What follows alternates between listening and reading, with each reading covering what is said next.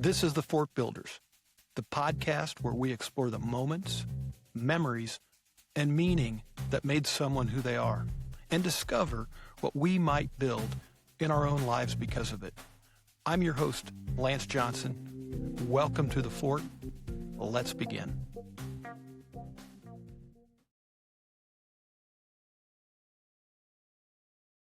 Well, I appreciate you joining me, and I'm excited. I've been looking forward to this interview with you. To the listeners out there, I've got Dave McClung here, who's joining us in the fort today.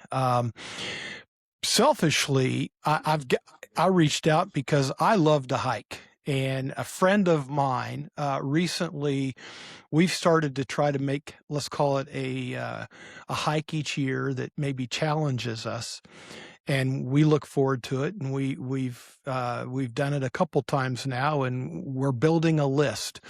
But I recently saw Dave make some headlines, and we'll get into that here in a second. But I thought, oh man, I want to talk to you. Just selfishly, I just want to talk to you and meet you. And then I thought, I know others that listen to this, I think would love to hear what you've done. But more importantly, Dave, you don't do what you've just done without. I'd love to hear more of the story of how you've got to where you are now. And I'm going to spoil it for all those out there. Dave McClung, he's 82 years old, and I guess the headline is supposedly the oldest man to reach base camp Everest. And sounds like you're working on a Guinness Book of World Records record or something. But I appreciate you being here. Oh, thank you. Yeah. It was a fun hike. Yeah. Well, and you have, I think, been doing a lot of press and probably had a lot of interviews, but pretty impressive. When I saw that, for anybody to do it, and then it said 82 years old. I've got a dad close to your age, and I've got a father-in-law close to your age, and I thought, oh, that's cool. And you did it with your son, which I think is really awesome. Well, some of your listeners might be confused as to that I didn't climb Mount Everest. This week, they're setting records over there of the number of people. There were, I believe, right at 1,000 people have climbed to the top of Mount Everest in the last months. Wow. But I don't do the climbing part of it. I do the hiking part, and but it's still 17,598 feet. So that's pretty high up there, and that's where the ones who are going to climb the actual mountain, that's where they go to begin their acclimatization before they actually climb the mountain. Well, and what's it take you to get to the base camp? Yeah, that 17.5. Well, it took us 8 days of hiking, but it's not because of the distance. It's because of the gain in altitude. Okay. We took it pretty slow in order to let our bodies adjust. They call it acclimatization, is allow your body to adjust to higher altitude. And so we took 8 days. We've hiked a lot farther than that in less time. Really? But it came out, I think, somewhere a little over 40 miles that we covered, but we covered a lot of altitude. Yeah. Well, the highest I think I've been is 14er in Colorado. So, yes. And I know the air is getting thin, and that's like Pikes Peak. Right. Yeah. And you're going another 3,500 up above that. Yeah. Yes. I'd previously been to a little over 15,000 in Peru. Okay. My wife and I did the hike to Machu Picchu. Yes. And it goes over a pass that's a little over 15,000. Okay. That's on my list as well. Our list. Is that a good one? We liked that one enough. We did it twice. 2 different times or the same trip? Okay. Oh, no, 2 different trips. 2 different trips. Okay. Well, I'm going to bounce around on you, but when did you get into hiking? Oh, I've been, I've done a little hiking all my life, but in my 50s, I decided I'd get serious about it, and I hiked from Denver to Breckenridge. Oh, That's the Colorado Trail? Colorado Trail, yes, Yeah. and Okay. I did that because I was still working full time then. I couldn't do it in one time, so I broke it up into sections. But I did all of the trail from between Denver and Breckenridge in Colorado. Oh, that's great. Beautiful. Well, it's funny you mentioned that. So my buddy and I that we've started making this list. The last hike we did was, I think, section 7 of the Colorado Trail is right down south of Breckenridge, and we hiked over I think between peak 5 and 6 of the 10-mile range down into Copper. Yes. And we met somebody there that had started just like you said. He was carrying a pack. He was probably 20 some years younger than we were, and hiking along that. But our stretch was maybe 11 miles or something like that, or it took us 11 hours. I can't remember what it was. But so you've done it from Denver to Breck. Yeah. Wow. And back then, I was in my 50s, Yeah. and my theory was I wanted to have an extra for everything. And so my pack weighed about 70 pounds. So you were okay. You were Oh, packing, yeah, I staying was camp. really Yeah. backpacking, and since then I've got it down to where it's generally 30 or less. Yeah. But Yeah. I'd rather have one good, reliable item than to have two of everything. Right. Yeah, the 70 pounds, that's a lot to carry. And I also found it fascinating and kind of reading and listening to one of your podcasts on this Everest Base Camp hike is, yeah, which I found fascinating. You hiked it in, what do they call it? Toeless or sole? It's Vibram, five toe. Vibram five-finger shoes, yes. Yeah. Yeah. Tell me about that. Well, yeah, it's interesting because almost everybody I interview, I, they really like that, and I just started like a little over 10 years ago wearing these shoes, and I found they're very light. Um, they provide very good balance, uh-huh. and I just found that I like hiking them better than I do in the big boots. Right. Uh, Lighter and yeah, and I found I think you're listening to one of your interviews, you still get the cold though. yeah, Which yeah. yeah, It's, yeah, yeah, but I wore wool socks, yeah.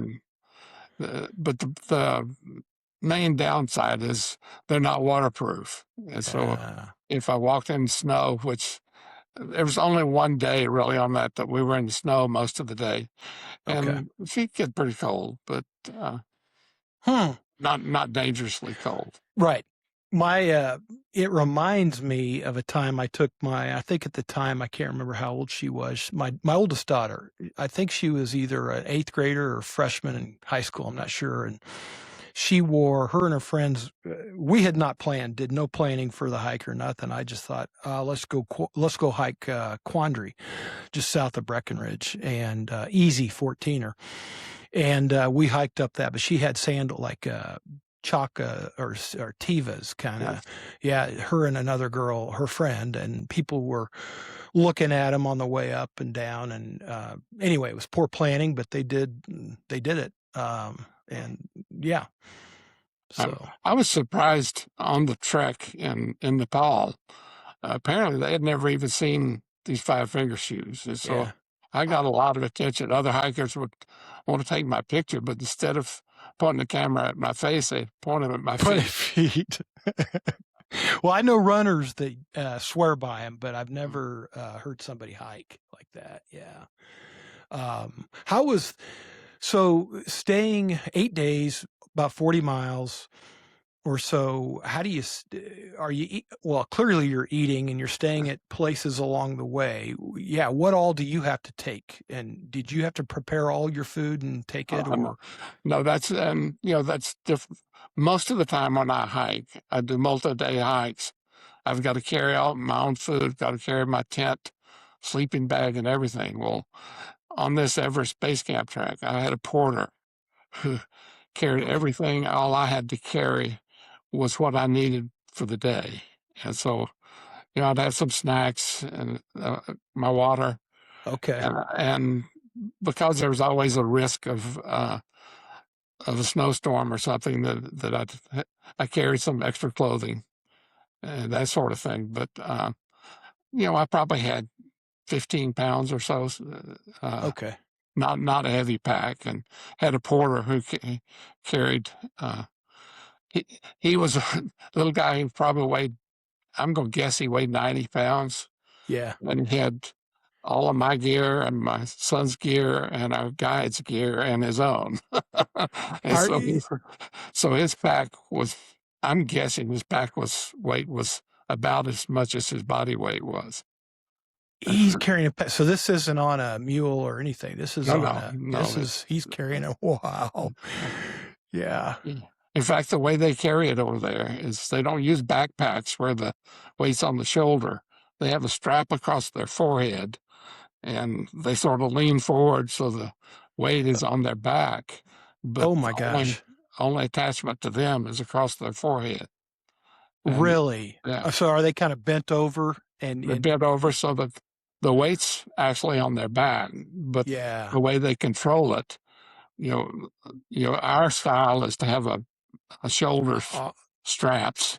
Yep. Well, they have no shoulder straps. It's all with a pad on their forehead, and the strap goes back.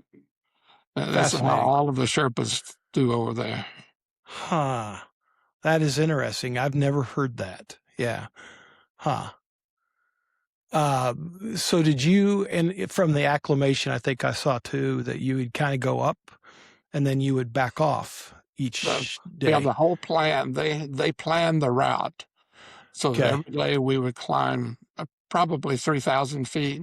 Yeah. And then we would drop down about 500 feet to sleep. And the climatization process, they have found that one's body adjusts better if they do that. In fact, one day we took a side hike that didn't even go toward the Everest Base Camp. We took a side hike just to improve our acclimatization. Wow. So every day it's up 2.5 to 3,000 feet, and then we'll descend down to a village to sleep. Okay. And we slept in, they call them tea houses. Okay. Yeah. It'd be much like what we would call a hostel. Yeah. They have a dining room in the middle, and then around the edges, they have sleeping rooms. They're very basic, but they were good enough. Yeah. Yeah. So much better than a tent. Oh yeah, no doubt. And it's already ready. You're not having and they cook the food. Okay. We were warned before we went not to eat the meat, and the reason is that they have no electricity, which means they have no refrigeration, and they don't butcher any meat up there, and so in the mountains, and so any meat that's up there they have brought in either on a pack animal or one of the porters, and there's no way of knowing. And so apparently tourists have experienced a lot of food poisoning. So the guide service just told us, don't eat meat. Okay. So we ate a lot of soups, and they have their national dish is called dalbat. It's a rice dish with kind of a soup, not quite gravy, but it's close to it. Like a soup consistency. Yeah. And anyway, it was good. Yeah. Yeah. What was it like? I guess take me into base camp. Did you get to spend some time there? Or you got there? No, in fact, one sees pictures of the base camp with a bunch of tents and that sort of thing. But what happens is those pictures are taken now in the springtime, and that's when people actually climb Mount Everest. Is really in the month of May, right? Sometimes they can do it right at the end of June of March into April and May. This year they didn't even get started till the 1st of May, and so and there's a climbing season just lasts until the monsoons start, and the monsoon starts in June, and anything that's up there gets blown away. Oh, in wow. June and July. And so by the time the fall, when we were there were no tents or anything. It's just there's a big rock that they have painted on at base camp. Wow. Yeah, I would have expected there to, okay. Yeah. So when we were there, there's not actually a camp Yeah. there. We stayed at the tea house, which is it was about a mile uh, before we got to the base camp location. But there's a Okay. huge rock, and it's got base camp, and they go by meters, not by feet. So they have the Okay. Yeah. elevation in meters written there, Uh-huh. and and everybody gets in front of the rock and takes a picture, and then they turn around and head downhill. Right. so we went back down to Yeah. it's called Gork Shep, which is the Gorak Shep, which is the closest village. So we went up to base camp. We spent Yeah. probably an hour at base camp and then turned around and went back down to the tea house. Okay. Oh, okay. Yeah. Well, any part of you so you got to base camp, was there any part of you that looked up at Mount Everest at the top, the summit, and said, I'd like to do that, or I would have done it if I were younger. I would put that on my list. No, really not. And I learned. My son is a climber. He's climbed Mount Okay. Rainier. Okay. I have not climbed Mount Rainier. And sort of my rule of thumb is if you've got to tie off from one to the other with a rope, Yeah. I just never have been good at staying in line. Yeah. And so if you got to tie off from one climber to the other with a rope, I'm with you. I don't. I'm a hiker, not a climber. 100%. I've felt the same way. When the description says some scrambling, some of that, it makes me nervous. I might do it, but if I have to put a rope on, no. No. That's kind of And so that's kind of where I drew the line. Is immediately above the base camp. It starts what's called the ice fall, and you have to cross ice, and that's where the crevasses are. And you've probably seen pictures. They put ladders across the crevasses, and so I was content. So that starts right away. You get into it right the goal, and yeah. Well, you said some longer hikes other than the Colorado trail. Did you do some other? Have you done some? Well, the longest I've done is Wonderland Trail, which is 97 miles around Mount Rainier. Okay.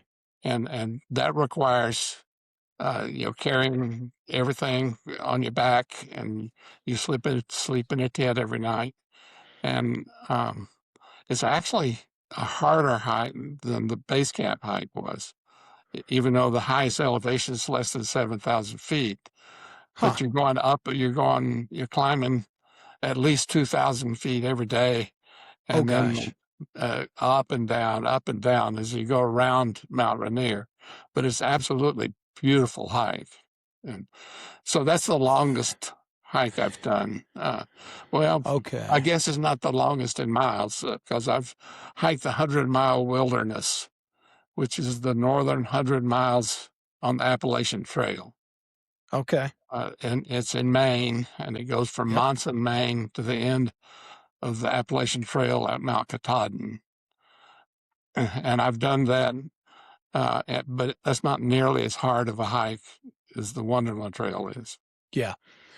Well, I just spent some time, it was last fall, late summer, or early fall, up in the upper Northwest. I took my middle daughter. We did a drive, and we went up and around. We didn't get close to Mount Rainier, but I remember kind of looking at it and what would be some good hikes, or could I get to some good vantage point in a vehicle? And it didn't seem like you really could. It seemed like you had to hike. There just didn't seem like there's many places you could drive.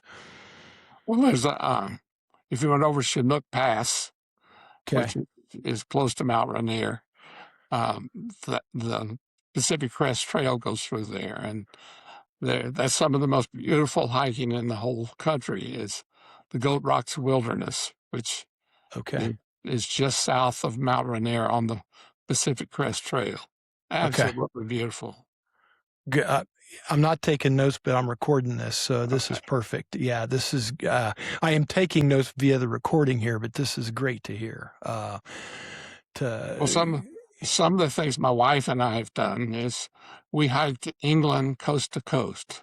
There's a Okay. trail. It's a trail in England that goes. You start over on the Irish Sea and you hike across England to the North Sea, and that's a beautiful. It's a different historic hike. So Oh you yeah, yeah. stop at castles and hike across the moors and that sort of thing. So we thoroughly enjoyed that. And then What is we it? did The something Cotswolds? Is that in? there's a section of Cotswolds, yes. Okay, yeah. Uh, but uh, that was excellent. We did that, and then we did Ireland coast to coast. Okay. Which Wow. was now on both of these, we didn't do them end to end. Is they were organized hikes, and we did the high points of all of them. But one of them, I think, was maybe 70 miles, and the other one 50, something like that. And so got to see a lot of the country and beautiful trails.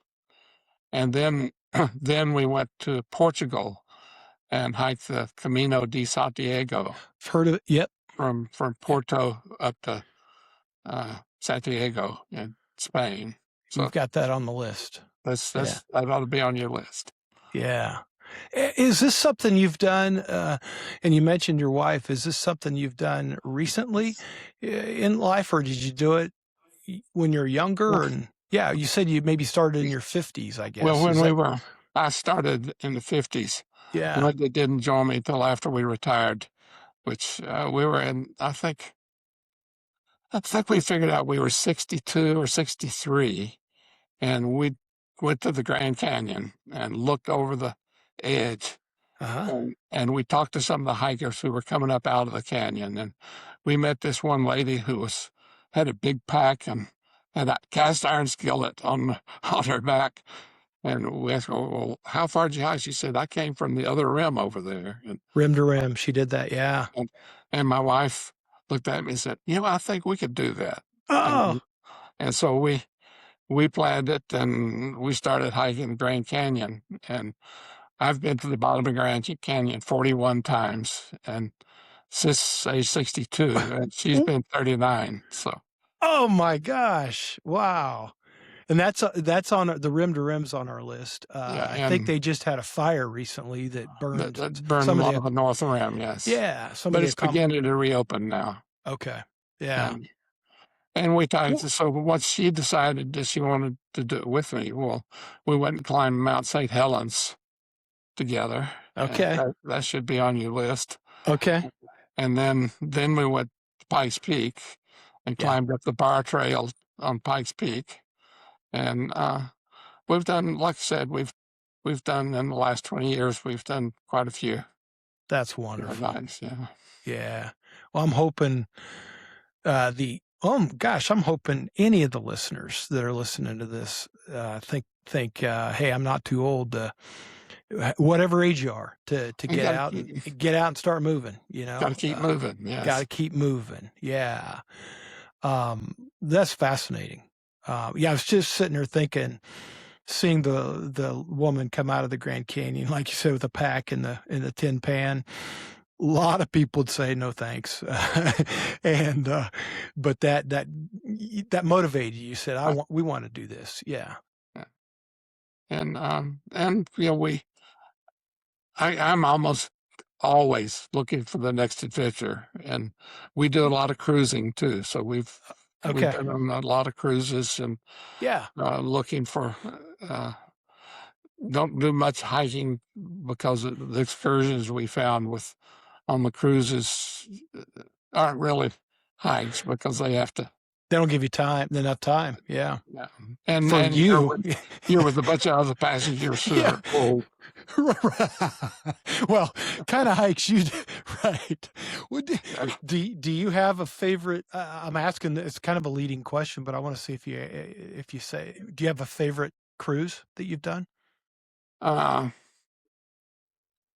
Yeah, I get asked that pretty often, and I sometimes change my answer. Let me give you three. We Okay, we that's fair. really enjoyed the British Isles cruise, Okay. and probably the high point of it is that Linda and I grew up back in the '60s, and neither of us really Beatles fans back then. But we stopped by Liverpool and studied the Beatles a little bit, and kind of got hung up on their music. Yeah. was kind of a that was kind of a high point of. But the Oh British yeah. Isles cruise was great, and then Okay. we went. The next was the Vietcong. The I'm sorry. The um, anyway, the Cambodia Oh, Vietnam yep. Mekong River cruise. Okay. I served in Vietnam, so going back to Vietnam was quite an experience, and I I bet. wouldn't say it was as enjoyable as it was really educational. We went to Angkor Wat in Cambodia, and then took the river cruise down the Mekong River, and Mm. then we went back to Da Nang where I served and Uh, did a separate tour. So that was probably one of the top three, and yeah. then the Nile River would be one of our top ones. We went and saw the pyramids and uh, sailed. I guess you say sailed up the Nile Up the River. We went Nile. up so those would Yeah. be three of our favorite cruises. That's all. That's fascinating. Yeah. Well, thank you for your service. Sure. Yeah, and the Vietnam cruise or up the Mekong. Well, you said it in Da Nang. You were able to go back to some of the places that you were serving, Yes, and one of the yeah. places where I landed I was a helicopter pilot, and Okay, Air we Force. landed You're one of the places I landed a helicopter pilot. I went back, and the Viet Cong officer who was there said I was the first American that'd been back since the war. So that really. was amazing. Yes, Yeah. they Wow. welcomed, and they welcomed me uh, like I was a long lost friend. Wow. It was That had to amazing. be. Yeah, that had to be something. Yeah. Yeah. Hmm. In fact, when I walked through the marketplace in Da Nang, there are a bunch of, I was going to say elderly men, but they were probably about my age. Yeah. They were over there and they started yelling at me. And I didn't, I've learned not to respond. So I walked by, but I asked the guide, what are those men saying? I said, they're telling you that they served with the Americans. Welcome back. Are I'm sitting here, Dave, I'm sitting here getting goosebumps. That's incredible. What a feeling. Yeah. Um, Did you get to talk to any of them? Um, not those Not gentlemen. those. Yeah, yeah, yeah, Uh, yeah. Okay. But did you get to I talk to talked to any a number of the local people, yes, and local? uh, Okay. Yeah. it was a good feeling to see how much Vietnam has progressed since we were there.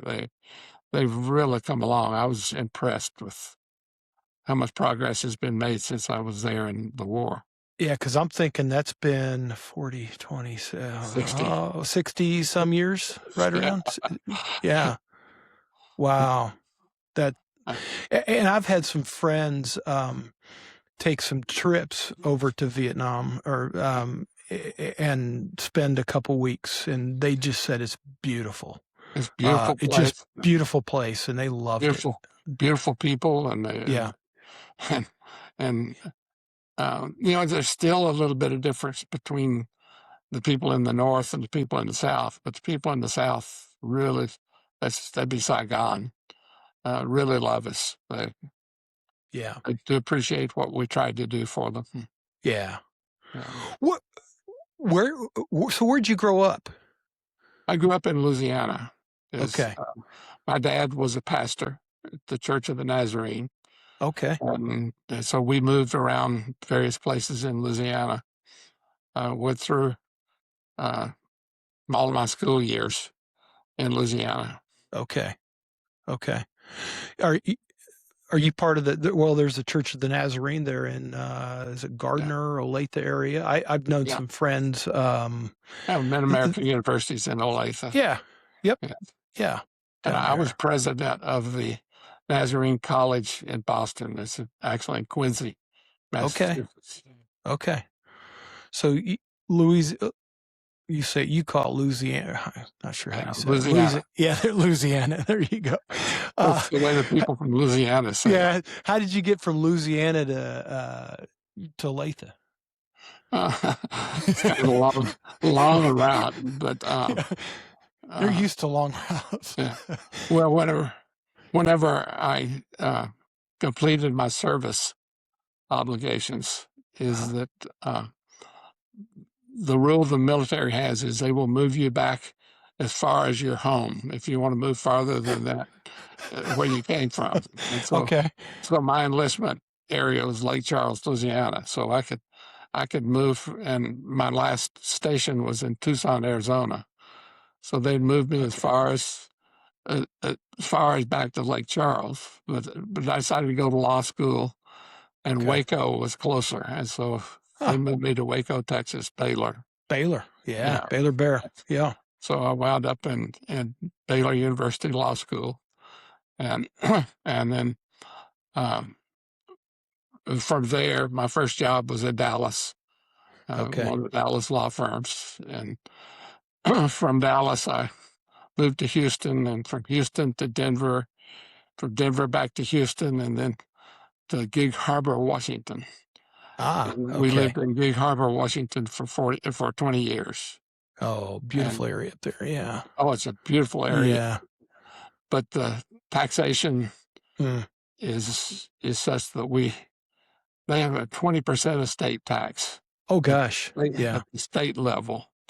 And so I didn't figure it was fair to our children uh, to stay there till we passed away. So we looked around, and my daughter is on the city council of Olathe, and so we Oh, moved there to be okay. close to my daughter. Yeah, She's chosen to take some of those arrows and stuff, huh? yeah. I did a little stint here in Lawrence City Commission, so I can commiserate, relate to her. Yeah. Yeah. Yeah. Well, that's cool. I didn't. Huh. It makes sense. So, did you grow up with as a kid? Can you trace back and think? Were you a kid that I guess you can see the thread, or yeah, no wonder this is why I like doing all this adventure and travel and Well, if you look back in heritage, which I've done some study in, my uh-huh. ancestors, is that my great grandfather was in the time of the Civil War was in Mountain Home, Arkansas. And as soon as the Indian Territory opened, he took his family and moved out into what's now the southwest corner of Oklahoma. Okay. That in that time, which would have been the late 1800s, that was part of Texas. Yeah. And but they've moved, starting clear back to my grandparents. They never stayed in one place very long. They would homestead, and then they get itchy feet, and they would move to another place. And so that's been sort of our heritage through the McClung line of Yeah. families. Move off and looking for opportunities. And Pioneering and yeah, kind of just yeah, yeah. yeah. Yeah. One of the stories my granddad used to tell when he was a teenager, they decided they'd go back and visit the rest of the family back in Mountain Home, Arkansas. And so they loaded up their wagon, and it took them 30 days to get there. And they stayed 30 days, and it took them 31 days to get back. Oh my gosh. Wow. Well, if you compare that today, last week, we flew to Seattle to see our kids who are still up there. In 1 week, we went to California, to Washington, and then back to Kansas, all in 1 week. That's incredible. Yeah. Well, I'm always amazed. I do a lot of reading, and I'm always amazed in the stories of, let's call it 100 years ago, whenever it was, a long time ago.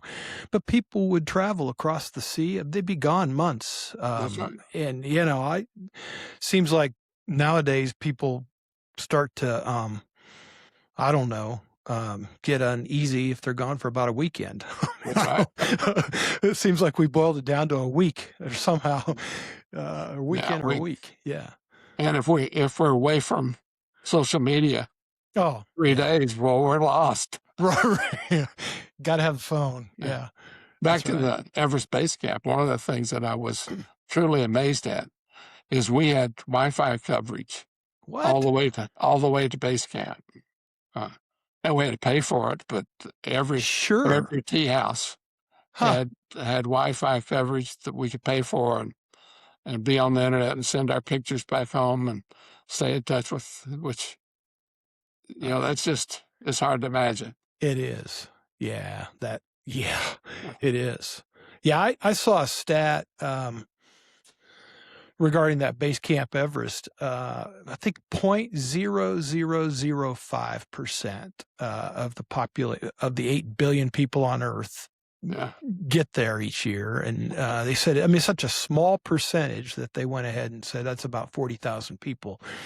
But Now the 40,000, crazy. but the 40,000 people includes the locals, I think. Ah, So if you were going to boil that down, say how many Americans get oh, there, it's not that many. It's right, pretty right, rare. right.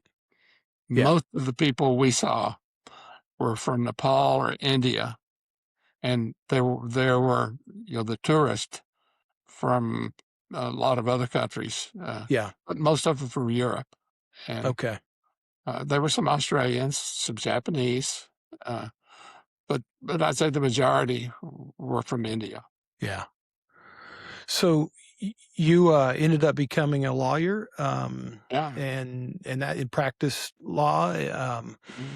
and that's what fed you, raised a Yeah, well, family, and yeah. I practiced in a big law firm to start with, Okay. and one of my clients was a large construction company. And after I'd done their legal work for 3 or 4 years, well, the vice president of the construction company came to me and said, "Look, we've been looking at what we pay your law firm for your services. And if you come to work for us, we can pay you more than you're making, and we'd be paid less than the." Right. Right. And I prayed about it and thought about it, and so I went to work for my client and Ah. Yeah. became in-house counsel, and I did that for a number of years. The company went through kind of a crisis when the oil crisis happened back in the 80s. Yep. Is that we had 7 subsidiaries who were in the oil business, and all of them started losing money because of that oil crisis. And mm, so the company asked me, would I take those 7 companies and either get them profitable or close them? And so I wound up moving from being a full-time lawyer to being president CEO of some of those companies, okay. and so I basically merged those 7 into one, and it's now one of the top employers in Houston. Oh It's wow. Okay. Austin Industrial, Okay. and then from Austin is a large Australian company hired me to run their U.S. operation, and so I did that. So the middle part of my career is I basically managed construction companies, and Okay. they were basically turnaround type situations. Yeah. And then when I retired from that, well, the Church of the Nazarene asked me to become president of their college out on the East Coast. Similar situation. They was having financial difficulties, and they needed somebody who had turnaround type experiences. So Uh-huh. I did that for 3.5 years, and so that's how I got from being a lawyer to an educator. Oh, I like that, to an educator. Well, what I like, yeah, well, I would think that's got to be pretty fulfilling to be able to take something like you said, turn it around, Yeah. take it and hopefully make it better. When you're moving on. Yeah. Yeah, That's been the goal. that's the goal, right? Yeah. Well, I appreciate the time that you're taking to be here. Promise I'll let you go here soon. I did want to ask you, which I find pretty cool, is you don't call it a bucket list, you call it a done list, and I Oh, think done that list. done that list, and which I think that's awesome. And I think you said you've got like 1,000 or 1,100 done that items on the list. Have you seen my list? No. I'll send it to you. I'll Okay, send. please. Yeah. Yeah. Yeah. That is so neat. Uh, Yeah. some of the things on there are just trivial, but Yeah. I started maybe 15 years ago, just Okay. listing things I've done, and uh, Well, people find it interesting. well, I want to do the math for people that are listening. I want to put that in perspective. So 82, 50, 67. You're 67. Again, back to you're not too old or hey, people out there to listen. Yeah, you could create this list at any time. Yeah. The done that. And so 67, you're not too old to get up and get going and do something. And so 67, you started putting together that list that you've done, things that you've done, and then build from there. Yeah. Do you try to so right now, are you I guess what's on your list? Do you got some more stuff in front of you? Well, I'll probably no, I'll probably put on my list. Did a podcast. Oh, yeah. Speaking of trivial, I follow, I follow you. Yeah. Oh, there you go. Well, at the moment, we've probably got less on our list Yeah. than normal, but we have 2 cruises booked that we're looking forward to. And the next one, we're going to start in Bangkok and go around to Hong Kong. And so Okay. we'll be seeing a good part of the world there. Oh, And wow. Yeah. I've been to Hong Kong, but I haven't been to Bangkok. And Okay. so there's a number of places. And part of the reason I booked that is it stops at Da Nang again. And Mm, so I want to visit there again. go And there. so that's one thing on the list.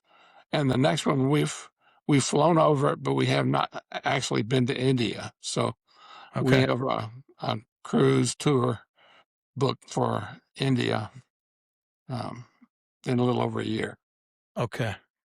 That Well, that sounds fun. Um, so to Da Nang, you said you want to go there again. Unfinished things, or you didn't get to do last time, or is this something you want to spend more on there? Well, one thing in particular is they have a military museum there, and Yeah, when I booked it last time, I kind of let the guide service tell us what they want to show us, and they I showed us get a it. lot of interesting things. But I wasn't aware they had that museum, and I think it'll relate to the time I spent there, and so I do want to get the opportunity to go back and visit that Vietnam War museum that's in Da Nang. Uh, I yes, I get that. I could totally see why. Yeah, yep, want to do that. it's interesting to go to museums, and when you're my age, you go to see things and think, why is that in a museum? For instance, when I go to the Smithsonian, Yeah, yeah. they have a Radio Shack computer there, and I checked the serial number, and its serial number's higher than my Radio Shack No, computer.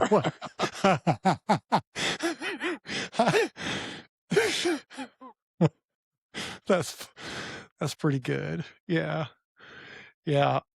Well, and well, this is funny, but I find going to museums too, it's easier. I was thinking maybe your guide took you through it. And so sometimes you're at a pace that I like to be able to just kind of sit and be there. And if I'm with others, then you can't. Sometimes I feel rushed, and you gotta. So it's nice to be able to just kind of be there, and like you said, there's special meaning. Uh, you've lived you've lived the experience that's probably in that museum. Yeah. Yeah. Um, wow. I was So the cruise that I was thinking of, I thought you might say Alaska, but I get why you didn't, given the others that you mentioned. But we were in a cab down in Florida one time with my family, and I got some younger kids, and they when they heard we were going to do an Alaskan cruise, my parents took us and our extended family on an Alaskan cruise, my kids, and they kind of rolled their eyes and kind of just thought, oh gosh, that's just a bunch of old people. And, cruise isn't, you think of beach and sun and fun, and this is old people in coats, right? And so we're down in this cab, and I'm sitting in the front seat, and I'm talking to the driver, and we're talking, and I saw something on his dashboard about a cruise, and so I started talking. He said, I've been on about 60, I think like 65 cruises. And I said, oh, wow. He goes, that's what I like to do. That's what he does. He drives and then he goes on cruises. And I said, anyone stand out? You got a favorite. And I'm not kidding you. I'm sitting up front. My family's in the back. And he goes, Alaska. That's my favorite. And I turned around. I said, you guys hear that? And so, I didn't pay him. I didn't prep him for that answer, but that was good. And I'll tell you, we enjoyed it. And it was special to see that part of the country that we hadn't seen. But anyway.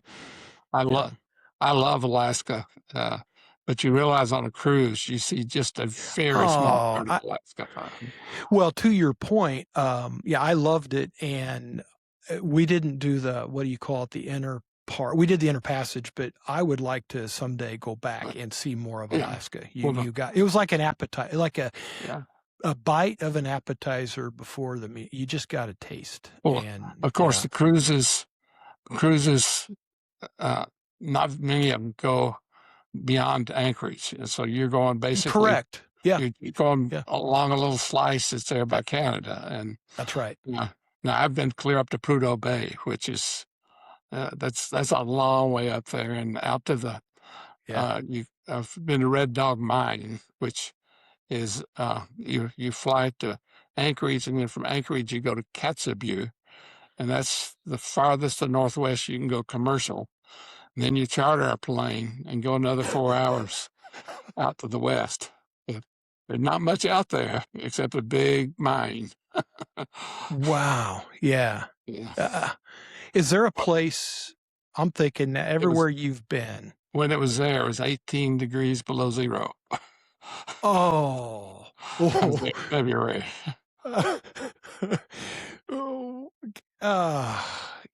You've seen so many really neat places. I cut you off. You were asking a question. No, no, you didn't. I had cut you off, and I apologize for that. I was sitting there thinking of how to ask it, and is there one place in everywhere that is either different, unique, or stands out amongst all the rest? A different feeling, or just this is it. The truth is that we live in a beautiful world, and whenever you've traveled as much as I have, you learn to admire the natural beauty, and it goes all the way. I love go to Europe and see the cathedrals. There's people, some of those cathedrals over there that 4 generations of people have worked on that one building all their lives, and that's beautiful. But then you go to places like New Zealand or even Western United States, and there's such natural beauty it's just breathtaking. And so I really relate to those places, but I also get really caught up in some of the places in the world where people live in such poverty. And, find people, Africa in particular, I just shake my head and say, well, why do those people live in such poverty? They're industrious, they work hard, but they just have a hard time. And that's not totally responsive, but I've been all over, and I react in amazement at the natural beauty, and then my heart bleeds for Yeah. some of the places of poverty that are in the world. Yeah. You bring up such a good point that it's, I was thinking more physical, geographic, and you're bringing up human side and people. And Well, that's one of the things about Nepal is Nepal's got to be one of the most beautiful places on earth. When you look at those Himalayan mountains, it's certainly natural beauty, and yet you look at how the people live, mm, and uh, it's not the most poverty, but they live in just on the edge. yeah, right, right. Wow. Well, I thank you for this time and Sure. sharing this. I feel very lucky and fortunate to be able to hear some of your story here. This is it's really neat. It's inspiring. Um, yeah, it's just really neat. Um, Well, I didn't comment, but if you look right over my head, that's the helicopter I flew. yeah, I could. Yeah, yeah. Is that a medal right behind you? Yeah, that's air medal. Air medal? Air medal. Yeah, Air medal. Okay. that's from Vietnam. Yeah. So what would that recognize you for? I Or think what? I earned 6 air medals, and that's for flying combat missions. You Okay. fly a certain number of combat missions, you get an air medal for it. And I flew 200 combat missions. 200. 200 combat mission or yeah. Eh, s- Can you so can you I guess yeah, describe that? What would be Yeah, yeah. What would be a yeah, com yeah. yeah. At the time they were classified, but I can certainly share now. Is that we were the first drone unit. Most people don't know that we had drones Ah. in Vietnam, but what we did is we had very uh, secret unmanned airplanes that we would fly over North Vietnam, take pictures. Back then, there was no way to send the pictures back electronically, so we had to actually recover the drone and get the film out and take it to darkroom and develop it. And and my job with the helicopter was to catch it in the air as when it came What? back. What? So we would fly these drones over North Vietnam. They would come back and they would come down on the big parachute, and we would You snag it with a hook under our helicopter. And seriously. Yeah, that's a, you're going out yeah, so you've got to be above it, right? yeah, Wow. And you're yeah, you're sitting there catching it. yeah. And Ah. so that's the nature of the missions that I was involved in. Uh, and like I said, at the time, there's all this argument going on that the North Vietnamese would say they shot down 3 planes, and the U.S. would say, no, you only got 1. Well, 2 of them were Dr ours. They counted the drones, and we didn't. ah. so, so I had never heard that. Huh. there's, you can, if you go to Offutt the Air Museum at Offutt, there's one of our drones that's in that museum. There's also one in the Pima Air Museum in Tucson. Uh, And there's one at the Air Force Museum in Dayton too. So, wow. Huh. So but do you that's what keep I did is I recovered drones. okay. That that is fascinating. I would never, yeah, wouldn't have thought of drones in Vietnam. That's maybe dumb of me not to think of that, but It was never, like I said, nobody knew. nobody knew. Yeah. Huh. And so, yeah, that's the helicopter. And then that's a frame of the award. Yeah, One of the medals. Yeah. Yeah. Any grandkids? just 13. Just 13? Yeah. Yeah. Well, congrats. That's awesome. Yeah. Just 13. You got any hikers? Uh, let me count. I think probably 8 of them have been to the bottom of the Grand Canyon with me, and they Okay. all enjoy hiking. Uh, Yeah. That's But, neat. it's hard to pry them away from the computers. Oh, I was hoping you wouldn't say that. I know, isn't it? Yeah. Well, tell them there's Wi-Fi on in the tea huts and along to base camp, and Uh, you can at least look at your stuff each night. well, Yeah. some of them wanted to go on the base camp trek, Oh, but I discouraged. Well, I not only discouraged, I said no. yeah. I thought it would perhaps put me under too much pressure if I wanted the freedom to turn back if I needed to. Yeah, it's a different. You're in a different role. It's a different dynamic. Yeah. My son and I had the agreement before we started. Look, if we're not going to get in danger, if we find we can't do it, Yeah. we're back. Yeah. Well, Dave, thank you Sure. for being here. Really appreciate you and taking the time, the support, and willingness to do this. So, Okay. wish you all the best. Hope to hear more of your adventures. So, Good. all right, man. I'll see you later. Okay. Thank you. Bye. What part of your story might be shaping who you're becoming, even if you haven't fully named it yet? This is the Fort Builders. Thanks for being part of the build.